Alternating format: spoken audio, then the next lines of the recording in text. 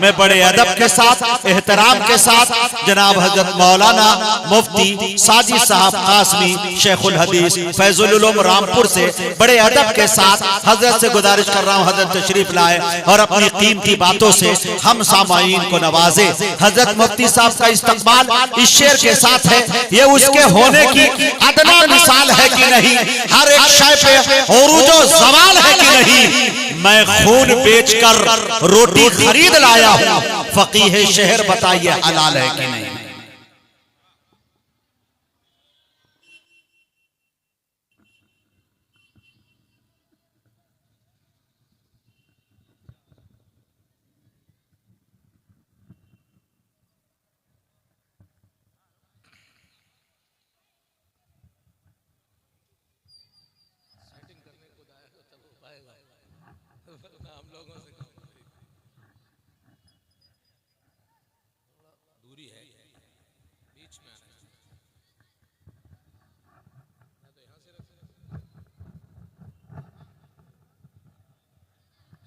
चलिए हो जाएगा बस।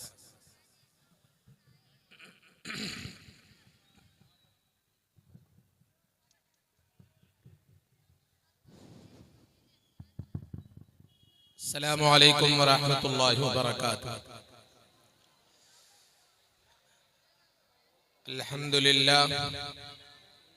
अल्हम्दुलिल्लाहिल्लज़ी मन्ना अलल मुमिनीना इज़ बअस फ़ीहिम रसूलन मिनहुम यतलू अलैहिम आयातिही व युज़क्कीहिम व युअल्लिमुहुमुल किताब वल हिकमा व इन कानू मिन क़ब्लु लफ़ी ज़लालिम मुबीन व अशहदु अल्ला इलाहा इल्लल्लाहु वहदहु ला शरीका लहु व ला नदीद व ला नासिर व ला मुईन लहु व नशहदु अन्न मुहम्मदन अब्दुहु व रसूलुहुल मबऊस रहमतल लिल आलमीन व अला आलिहि अत्तय्यिबीन अत्ताहिरीन व अस्हाबिहिल मुखलिसीन। सदक़ल्लाहुल अलियुल अज़ीम। क़ाल अल्लाहु तबारक व तआला फ़िल क़ुरआनिल मजीद वल फ़ुरक़ानिल हमीद। फ़अऊज़ु बिल्लाहि मिनश शैतानिर रजीम। बिस्मिल्लाहिर रहमानिर रहीम। ला तक़नतू मिन रहमतिल्लाह इन्नल्लाह यग़फ़िरुज़्ज़ुनूब जमीआ। व क़ाल अल्लाहु तआला फ़ी मक़ामिन आख़र व अंतुमुल अअलौना इन कुन्तुम मुमिनीन। सदक़ल्लाहुल अलियुल अज़ीम। व क़ाल अन्नबिय्यु सल्लल्लाहु अलैहि वसल्लम सबअतुन युज़िल्लुहुमुल्लाहु फ़ी ज़िल्लिही यौम ला ज़िल्ला इल्ला ज़िल्लुहु इमामुल आदिल व शाब्बुन नशअ फ़ी इबादति रब्बिह व रजुलानि तहाब्बा फ़िल्लाहि वज्तमा अलैहि व तफ़र्रक़ा अलैहि व रजुलुन तलबतहु ज़ातु मनसबिन व जमालिन फ़क़ाल इन्नी अख़ाफ़ुल्लाह व रजुलुन ज़करल्लाह ख़ालियन फ़फ़ाज़त ऐनाहु व रजुलुन मा तुनफ़िक़ु यमीनुहु ला तअलमु शिमालुहु औ कमा क़ाल नबी सल्लल्लाहु अलैहि वसल्लम। एक मरतबा बारगाह रिसालत मआब सल्लल्लाहु अलैहि वसल्लम में दुरूद पाक का नजराना पेश फरमाएं। अल्लाहुम्मा सल्लि अला सय्यिदिना व मौलाना मुहम्मदिन व अला आलि सय्यिदिना व मौलाना मुहम्मदिन व बारिक व सल्लिम या रब्बि सल्लि व सल्लिम दाइमन अबदा अला हबीबिका खैरिल खल्क़ि कुल्लिहिम। मैं बहुत ममनून और मशकूर हूँ उन तमाम नौजवानों का जिन्होंने पैगम्बर अलैहिस्सलातु वस्सलाम की मदा सराई और मनक़बत में ये अज़ीमुश्शान प्रोग्राम मुनाक़िद किया, उसके लिए कोशिशें की और ये महफ़िल सजाई। अल्लाह इन नौजवान बच्चों के हौसले को कबूल फरमाए और मज़ीद दीन की निस्बत पर इनके अंदर जज्बा पैदा फरमाए। मेरे लिए अजीब इत्तिफाक ये होता है कि मैं जब गांव में प्रोग्राम के लिए आता हूं तो मेरे सामने बहुत सारे मसाइल रख दिए जाते हैं। रास्ते में एक दो फोन आए तो उन्होंने कोई और मौजू दे दिया, घर पे अभी बैठे थे एक फोन आया तो कोई और मौजू मिल गया, और अभी रास्ते में आ रहे थे तो कोई और मौजू हाथ में आ गया। और मैं उन सब पर गौर करता हूं तो ऐसा लगता है कि हमारा ये कस्बा उन तमाम मौजूआत का मोहताज है। जो लोग मुझे देते हैं मौजू, इस बात पर बोल दीजिएगा, ये बात कह दीजिएगा, इस पर थोड़ा सा देख लीजिएगा, आप अपने एतबार से लोगों के सामने मसला रख दीजिएगा। तो मैं जब उन चीजों पे गौर करता हूं तो ऐसा लगता है कि वाकई ये हमारा कस्बा उन तमाम मौजूआत का जो मोहब्बत करने वाले हमें फोनों के जरिए से दे रहे हैं उसका मोहताज है और जरूरतमंद लगता है। लेकिन जब हमसे इस प्रोग्राम के सिलसिले में मुफ्ती तारिक जमील साहब ने कहा नातिया मुशायरा हो रहा है, गांव का प्रोग्राम है, उसमें चाहते हैं कि इस्लाह मुआशरा के उन्वान पर आपका खिताब हो जाए। अब मैंने सोचा यहाँ बैठते बैठते कि जिन लोगों ने मौजू दिया है वो भी इस्लाह मुआशरे के हैं, और जिस मकसद से हमें बुलाया गया है वो भी इस्लाह मुआशरा है। प्रोग्राम तो पैगंबर अलैहिस्सलातु वस्सलाम की सीरत है, मंजूम कलाम में अहम प्रोग्राम यही है। नातिया मुशायरा के उन्वान पर यह प्रोग्राम है। पैगंबर अलैहिस्सलातु वस्सलाम की तारीफें दो तरह से की गई हैं, नस्र में और नज्म में। नातिया कलाम जो पेश किया गया ये किया जाएगा, ये पैगंबर अलैहिस्सलातु वस्सलाम की नज्म में तारीफ है, और नस्र में तारीफ के अंबार लगे हुए हैं किताबों के, और हमेशा नस्र के उन्वान पर पैगंबर की सीरत को बयान किया जाता है।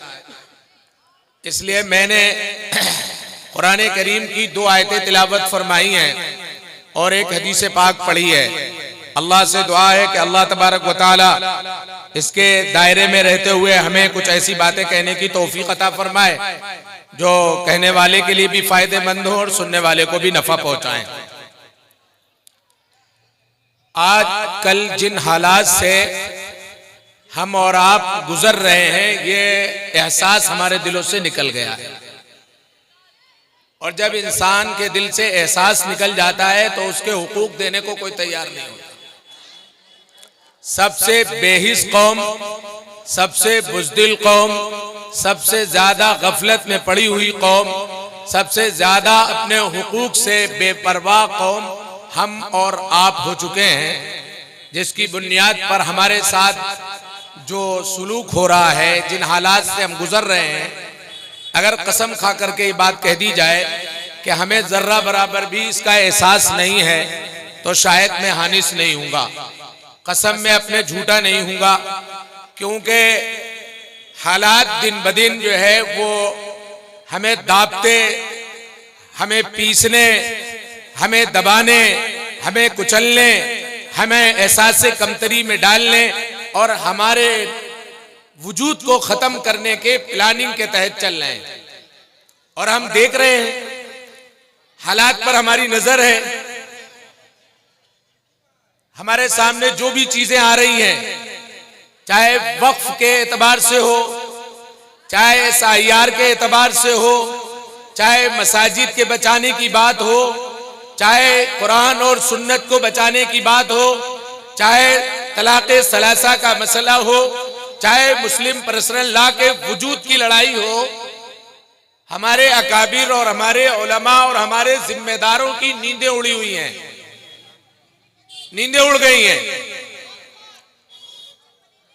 अगर हमें अल्लाह मौका दे तो हम जमीयत उलमा के जिम्मेदारों के पास एक रात गुजार के देखें, मुस्लिम पर्सनल लॉ बोर्ड के सदर और सेक्रेटरी के पास उसके कमरे में एक दिन गुजार के देखें, हमारे दारुल देवबंद, मज़ाहिरुल सहारनपुर, नदवतुल उलमा के अकाबिर के साथ हम सोहबत इख्तियार करके और उनके साथ रह के देखें कि वो उम्मत के तय कितने फिक्रमंद हैं कि उनकी रातों की नींद कुर्बान हो गई है और बेचैनी और परेशानी ने उन्हें घेर लिया है, और वो हमारा तारीखी में जाता हुआ मुस्तकबिल देख रहे हैं कि क्या होगा इस कौम का, क्या होगा इनके मदारिस का, क्या होगा इनके मसाजिद का, क्या होगा इनके कब्रिस्तानों का, क्या होगा इनकी खानकाहों का, क्या होगा इन मकाबिर का, और क्या होगा मुसलमानों के अपने वजूद का। SIR को लेकर के दिन रात फिक्र में डूबे हुए हैं। अभी इससे पहले मेरा सफर देवबंद हुआ तो हमने कोशिश की कि हजरत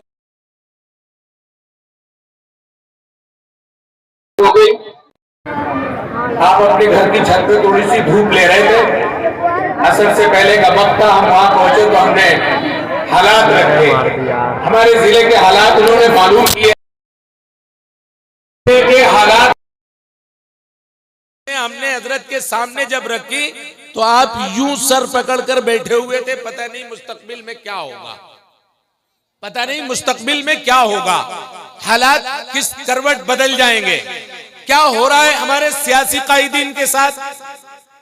धड़ल्ले के साथ जो है उनको दहशतगर्द बताया जा रहा है, घुसपैठिए हमें बताया जा रहा है, हमारे साथ खिलवाड़ किया जा रहा है, हमारी मस्जिदें छीनी जा रही हैं, मस्जिदों पे बुलडोजर चलाए जा रहे हैं, जुर्म साबित होने से पहले हमारे मकान गिराए जा रहे हैं, हमारी जो है मार्केटें गिराई जा रही हैं, हमारे शादी घर तहस नहस किए जा रहे हैं। इसको लेकर के बहुत मुतफक्किर थे। फिर उन्होंने पूछा कि भाई तुम्हारे रामपुर में यूनिवर्सिटी चल रही है, क्या हालात हैं, आजम खां के क्या हालात हैं। हमने कहा हजरत हम लोगों ने बहुत करीब से देखा है, उस शख्स को हमने बहुत करीब से देखा है और करीब रहे हैं, उनके अंदर कुछ कमियां हैं और बड़ी दर्जे की कमियां हैं, लेकिन उन कमियों पर उनकी गिरफ्त नहीं है। उन्हें सियासत का निशाना बनाकर मुसलमानों की ताकत को कुचलने और मुसलमानों की आवाज को दबाने और मुसलमानों के घरों पर बुलडोजर चलाने के लिए राहें हमवार की जा रही हैं कि जो लीडर हमारी बात उठा सकते हैं और बोल सकते हैं और जो लीडर हमारी लड़ाई लड़ सकते हैं उनके साथ क्या किया गया। मुख्तार अंसारी जिसके खानदान ने इस मुल्क को तरक्की दी है, इस मुल्क की आजादी दी है और पाकिस्तान के सामने अपने के चिथड़े उड़वाए, उनको जो है दहशतगर्द और उनकी औलादों के साथ क्या बर्ताव किया जा रहा है, ये सब हमारे सामने है। इतने हालात एक सीधा सच्चा नौजवान उसामा नाम का बिहार में विधायकी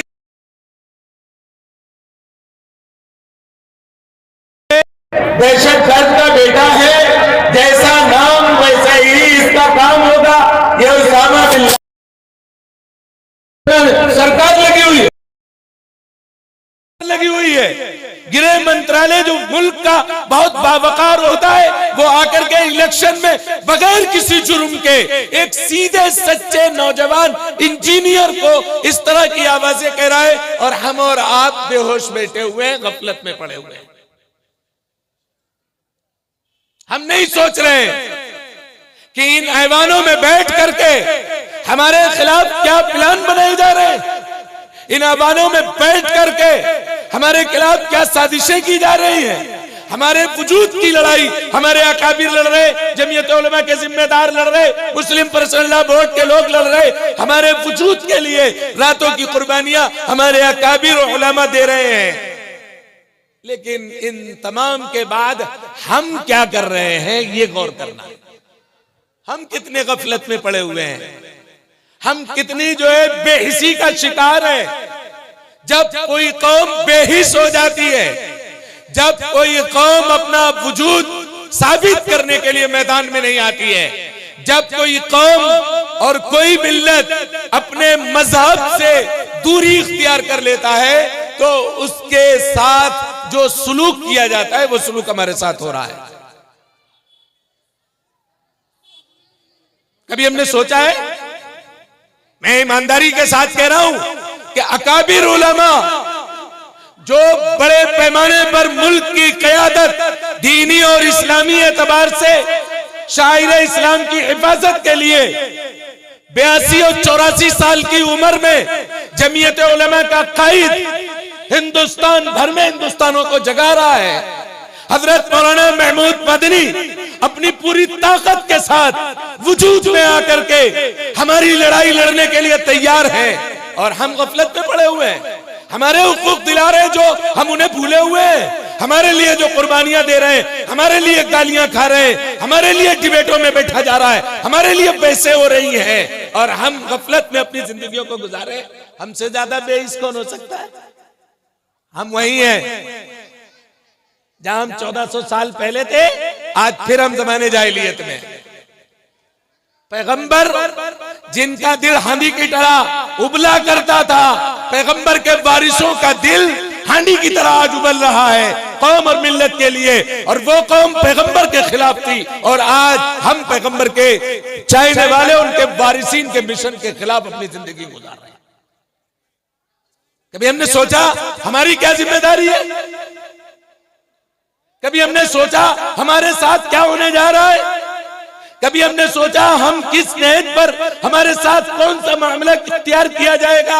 हमारी कत्ल की, हमारे घुसपैठ होने की, हमें दहशतगर्द कहने की, हमारी मस्जिदों पर बुलडोजर चलाने की, हमारे मदरसों को तहस नहस करने की और मुसलमान क़यादत को बिल्कुल जमींदोज करने की साजिशें हो नहीं रही, बल्कि उन पर अमल हो रहा है। और हम और आप नौजवान, ये तबका जो बैठा हुआ है, इसे इसका एहसास नहीं है, एहसास नहीं है। क्या हो जाए? मायूस हो जाऊं? अल्लाह की रहमत से मायूस हो जाऊं? हालात के साथ बराबर में आके खड़ा हो जाऊं? हालात का मुकाबला करने की हमें दम नहीं, ताकत नहीं है। हमें बेदार होने की जरूरत नहीं है, हमने अपनी रविश छोड़ने की जरूरत नहीं है, हमें अपनी जिंदगी में तब्दीली लाने की जरूरत नहीं है, हमें अपने नबी और अपनी किताब कुरान करीम से वाबस्तगी की जरूरत नहीं है। ये बात तय है। अगर आप इसी तरह गफलत में पड़े रहे और वो अकाबिर जो रातों में सहरगाही करके अल्लाह के सामने हमारे वजूद की लड़ाई लड़ रहे और अल्लाह से मांग रहे, तड़प रहे, बेचैन है, परेशान है, अगर हमने अपनी रविश को नहीं बदला, अगर हमने अपना तरीका नहीं बदला, अगर हमने अपने अंदर तब्दीली पैदा नहीं की, तो फिर कोई भी हमारे वजूद के लिए कितना भी कोशिश करता रहे, हमारा वजूद खतरे में पड़ जाएगा। ये तो ऐसा ही है। क्या औलादें बाप से नाराज हो जाएं? औलादें बाप से नाराज हो जाएं और घर का फंक्शन तैयार हो और बाप बुलाने को तैयार ना हो औलादों को अपने साथ, चचा आए, उसके भाई आए, उसके वालिद आए, उसके उस्ताद आए और बाप से कहे बुला लो, मान जाओ, बच्चों को माफ कर दो, और बच्चे ना आए, बच्चे खुद माफी ना मांगे। क्या ऐसा बाप अपनी औलाद को माफ कर सकता है? क्या ऐसा बाप अपनी औलाद को दरगुजर कर सकता है? क्या ऐसा बाप अपने बेटों को गले से लगा सकता है? बिल्कुल यही हाल हमारा है। हमारे अकाबिर, हमारे रब को जो हमसे इस वक्त नाराज है, मा असाबकुम मिन मुसीबतिन फबिमा कसबत ऐदिन नास, जो हालात तुम पर आए हैं तुम्हारी अपनी करतूतों से आए हैं, अगर तुम अपने रब को नहीं मनाओगे तो हमारे अकाबिर कितने अल्लाह को मनाते रहे, वो हमें माफ करने वाला नहीं। आप कहेंगे मौलाना साहब जाने कौन सी गुफ्तगू कर रहे हैं, हमें तो समझ रहे, हम तो सब रबिश बदले हुए, हम तो सब छोड़े हुए हैं, हम तो सही रास्ते पे चल रहे हैं और फिर समझन जैसे मुबारक और बाबरकत और महफूज कस्बे के अंदर हम जिंदगी चैन और सुकून की गुजार रहे हैं। हमारे ऊपर तो कोई साजिश नहीं हो रही, हमारे खिलाफ तो कोई प्लान नहीं बन रहा, हमारे खिलाफ तो कोई हमें नुकसान नहीं दिखाई दे रहा है। मैं आपको बताऊंगा कि आप क्या कर रहे हैं। मेरे सामने एक मौजू आया, शादी ब्याह के मौके पर पीले कपड़ों के पहनने का रिवाज, मेहंदी के दिन। अल्लाहु अकबर, हिंदुओं की ये रस्म, गैर मुस्लिमों का ये तरीका, गैर मुस्लिमों की ये चाल चलन, ये हमारा नौजवान तबका इन शादियों में इस तरह के लिबास पहनकर अपनी बहनों को, अपनी बेटियों को, अपनी भांजियों को, अपनी भतीजियों को पहनाए और कहे कि मेरा रब मुझसे राजी हो जाए, और कहे मेरे हालात बदल जाए, और कहे मेरा वजूद साबित हो जाए, और कहे मेरी मस्जिदें महफूज हो जाए, और कहे मेरे मदरसे महफूज हो जाए, मेरा इस्लाम महफूज हो जाए और मुसलमानों की शान और शौकत बनी रहे, खुदा की कसम कभी भी बनी नहीं रह सकती। कहां से ला रहे हो? पूछा है आपने? कुरान के खिलाफ तो नहीं है, नबी की बगावत तो नहीं है, कुरान की मुखालिफत तो नहीं है, अल्लाह के गुस्से को और गजब को दावत देने वाला अमल तो नहीं है।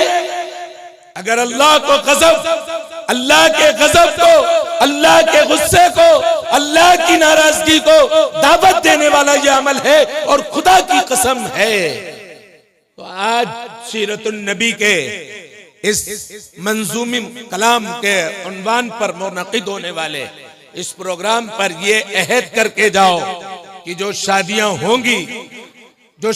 होंगी उनमें वो रसूमात जो कुरान से टकरा रही, जो शरीयत से टकरा रही, जो इस्लाम से टकरा रही, जो गैरों का बिल्कुल एक पहचान और एक शियार बना हुआ है, उससे अपने आप को बचाकर अपनी किसी भी शादी में इस तरह का नाच नहीं होने दूंगा। है दम? अपने वजूद की लड़ाई लड़ने वालों की कसम खा करके हाथ उठा लो कि मेरे अकाबिर, मेरे बुजुर्ग जिस रब को राजी कर रहे हैं, हमारे अमलों से हमारा रब नाराज है, हमारे किरदार से हमारा रब नाराज है, हमारे अमाल से हमारा रब नाराज है। खुदारा आज का ये प्रोग्राम ये अपना एक मैसेज लेकर के उठे कि अब हम अपने घरों में इस तरह का निजाम नहीं होने देंगे। उठा के हाथ बता दीजिए। बहुत पहले भी कुछ लोगों ने उठाए थे हाथ, हमने ऐदो पैमान लिया था, हम कह देते हैं, हमने इससे पहले जलसे में कहा अल्लाह का फजल है, समदन में अगर हाथ उठाने को कह दो तो स्प्रिंग की तरह उठते हैं। स्प्रिंग सोचकर समझकर कि इस्लाम और गैर इस्लाम की लड़ाई है, शरीयत और गैर शरई रसूमात की लड़ाई है, हमारे वजूद और हमारी बका की लड़ाई है, हमारे कुरान की शान और शौकत की लड़ाई है। हम इस लड़ाई में कुरान का साथ देंगे, इसका साथ नहीं देंगे, इन रसूमात का साथ नहीं देंगे, इन मामलात का साथ नहीं देंगे। दूसरी चीज है शादी में बजने वाले बाजे, डीजे। मैं रामपुर से चला था, हमारी ससुराल में आज शादी है, और मैं ऐसे मौके पर चला था कि मैं शादी में आराम से शरीक हो जाऊं। मैं आपके सामने कह रहा हूं। और जलालाबाद के करीब था तो मेरे फोन आया कि ये बारात बाजों के साथ आई है। मैं नहीं गया। आप में से कौन इतनी हिम्मत करता है कि उसकी ससुराल में शादी होगी और शरीयत के खिलाफ होगी? नहीं जाऊंगा। उठाओ। अब कहोगे ज्यादा उठा दूंगा तो तुम कह दोगे स्प्रिंग है। देखिए, सोचने का मकाम है। मैंने कुरान की आयत पढ़ी है, ला तहिनू वला तहज़नू। कान खोलकर सुन लो, जो हालात तुम्हारे सामने हैं, जो तुम्हारे खिलाफ साजिशें हो रही हैं, जो तुम्हारे खिलाफ चालें चली जा रही हैं, जो तुम्हें दबाने के लिए, तुम्हारे वजूद को निशाने पर लाने के लिए जो प्लान बनाए जा रहे हैं, इन प्लानों को आपको अपने दिल में नहीं लेना है, अपने रब से रिश्ता मजबूत कर लेना है बस। ला तहीनु, अल्लाह कह रहा है घबराओ मत, वला तहज़नू, गम मत करो, अफसोस मत करो, जो साजिश कर रहे करने दो। सूरज निकलता है और बुलंदियों पर जाता है और बहुत तेज पूरी ताकत के साथ आता है, और फिर एक दिन ज़वाल है। इस जुल्म का भी एक दिन अंत होने वाला है और ये जुल्म भी एक दिन मिटने वाला है। इस्लाम न 1400 साल पहले मिटा, न बीच में मिटा, न आज मिटा और न क़यामत तक मिटेगा। युरीदूना लियुत्फ़िऊ नूरल्लाहि बिअफ़वाहिहिम वल्लाहु मुतिम्मु नूरिही वलौ करिहल काफ़िरून। अफसोस न करो, रविश बदल लो। कुरान कह रहा है लोग इस्लाम का सूरज बुझाना चाहते हैं। आपको पता कहां है? दुनिया में सबसे ज्यादा सताई जाने वाली कौम मुसलमान। दुनिया में सबसे ज्यादा जिसके हुकूक दबाए जा रहे मुसलमान। जिसको सबसे ज्यादा दबाकर उनके हुकूक पर डाका डाला जा रहा है मुसलमान, फिर भी दुनिया में सबसे ज्यादा तेजी के साथ फैलने वाला भी मजहब इस्लाम। मजहब इस्लाम, अल्लाह कह रहा है युरीदून लियुत्फिउ नूर अल्लाह, ये चाहते हैं अल्लाह के नूर को बुझा दे, इस्लाम को खत्म कर दे, इस्लाम को मिटा दे, मुसलमानों को तहस नहस कर दे। अल्लाह कसम खा के कह रहा है वो अपने नूरे ईमानी को मुकम्मल करता रहेगा, अगरचे ये नावाकिफ लोग इसको ना समझे या इसे ना पसंद करें। लेकिन आगे और भी कहा है, वइन ततवल्लौ, ए लोगों कान खोलकर सुन लो, अगर तुम ये रसूमात अपनाओगे, अगर तुम मेहंदी के दिनों में मेहंदी जैसे कपड़े पहनोगे, अगर पीले कपड़ों से घर की रौनक बढ़ाओगे, अगर अपनी औरतों को बेहया घुमाओगे, अगर बेजा और इसराफ खर्चियां करोगे, अगर डीजे और नाच गाने के साथ बारातों को ले जाओगे, तो अल्लाह तुम्हारी जगह पर दूसरी कौम ले आएगा, तुम्हें जरूरत नहीं। अल्लाह वइन ततवल्लौ, अगर बात नहीं है, अगर तुमने कुरान से रिश्ता मजबूत नहीं किया, अगर तुम लौटे नहीं, तो अल्लाह यस्तब्दिल कौमन गैरकुम सुम्मा ला यकूनु अमसालकुम, दूसरी कौम ले आएगा जो तुम्हारी जैसी ना हंजार, तुम्हारी जैसी ना फरमान, तुम्हारी जैसी अहदो पैमान की खिलाफ वर्जी करने वाली नहीं होगी, बल्कि इस्लाम को मानने वाली और इस्लाम को अपनाने वाली होगी। मैंने एक हदीस पढ़ी थी, मुख्तसर सी तशरीह के बाद मैं अपनी बात खत्म कर दूंगा।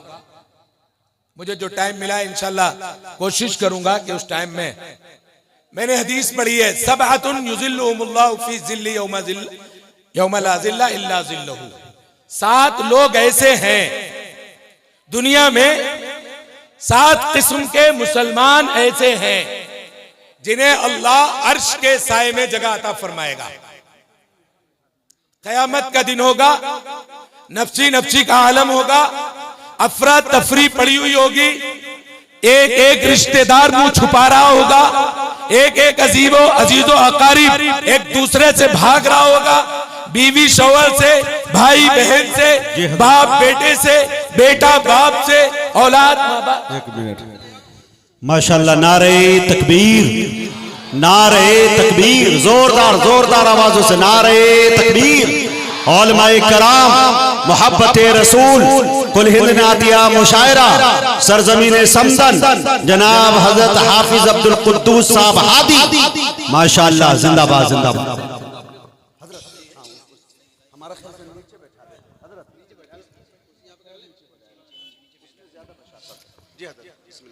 क़यामत की हौलनाकी होगी, नफ्सी नफ्सी का आलम होगा।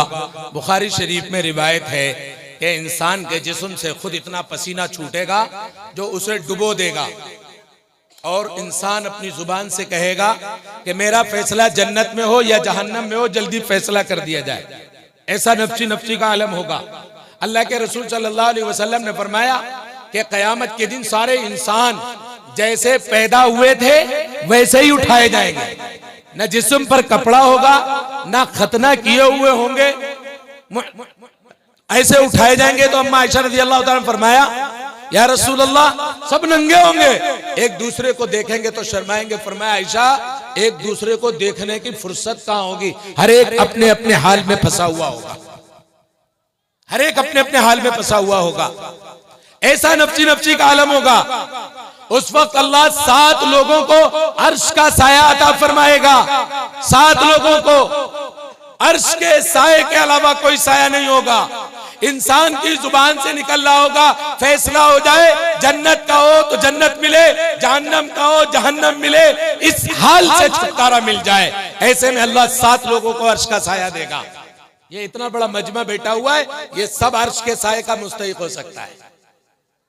ये इतना बड़ा मजमा नौजवानों का, ईमान वालों का, रसूलुल्लाह सल्लल्लाहु अलैहि वसल्लम से मोहब्बत करने वालों का है। पहला शख्स अल इमामुल आदिल, इंसाफ परस्त जिम्मेदार लीडर हो, कायद हो, मिंबर हो, इलाके का चेयरमैन हो, जिम्मेदार हो, मुल्की सतह का हो, मदरसे का कायद हो, स्कूल का प्रिंसिपल हो, अपनी मातहती में इंसाफ के पहलू को जो मलूज रखेगा, अल्लाह अर्श का साया होते मरहमत फरमाए। आज क्या हाल है, आज क्या हाल है, हम देख रहे हैं ना इंसाफी, चारों तरफ ना इंसाफी। इंसाफ नाम की एक चिड़िया थी जिसको कभी हमने गुरगुचिया की तरह देखा था और आंखों से अब उछल हो गई हो। इसलिए हर मातहत के साथ इंसाफ करने वाले को अर्श का साया मिलेगा। शाबुन नशा फी इबादती रब्बी, वो नौजवान जिसकी जवानी अल्लाह की इबादत, अल्लाह की इताअत, अल्लाह के अहकाम को कायम करने, शरीयत को वजूद में लाने और शरीयत के लिए परवान चढ़ाने में गुजरी होगी, अल्लाह उसको अर्श का साया दे देगा। आज नौजवानों ने इतनी अजीबुशान महफिल सजाई, नबी के नाम पर सजाई है। अगर ये नौजवान तबका ये तय कर ले कि जो रसूमात हमारी बस्ती में हो रही, जो रसूमात हमारी शादी ब्याह में हो रही, जो रसूमात हमारी मौत और हमारी खुशी और गमी में हो रही हैं, उन्हें खत्म करेंगे, इन्हें अर्श का साया अल्लाह रब्बुल इज्जत अता फरमाएगा। इन नौजवानों की जवानी, जिस कौम का नौजवान बेदार हो जाए, जिस कौम का नौजवान बेदार हो जाए, बेदार कैसे होंगे हमें पता ही नहीं, हमने तो देखा ही नहीं। अल्लाह का फजल है, यहाँ जो मजमा मौजूद है वो जानता है कि दीन हक के लिए बेदारी ऐसे होती है जैसे गज्जा के मुसलमानों की बेदारी है। लुट गए, पिट गए, घर गिर गए, बच्चे शहीद हो गए, कपड़े पहनने को नहीं, पीने को पानी नहीं, खाने के लिए खाना नहीं, रहने के लिए घर नहीं, पढ़ने के लिए नमाज नहीं, इलाज के लिए दवा नहीं, फिर भी इस्लाम का परचम अपने हाथों में लेकर हमारी शान, शौकत और हमारे दबदबे को वहां कायम किए हुए हैं, जिसको हजरत मौलाना अरशद बदरी ने अभी कहा था कि मुसलमानों का वजूद और मुसलमानों से डर कौमों को इतना लगता है जितना एटम बम से भी डर नहीं लगता। हमारे और आपसे नहीं, जो गज्जा के मुसलमानों ने और अफगानिस्तान के जियालों ने जो तारीख रकम की है, जो हमारे सामने उन्होंने अपना किरदार पेश किया है, वो हमारे वजूद को साबित करा रहा है। हमारा रोब और दबदबा दुनिया पर कायम है।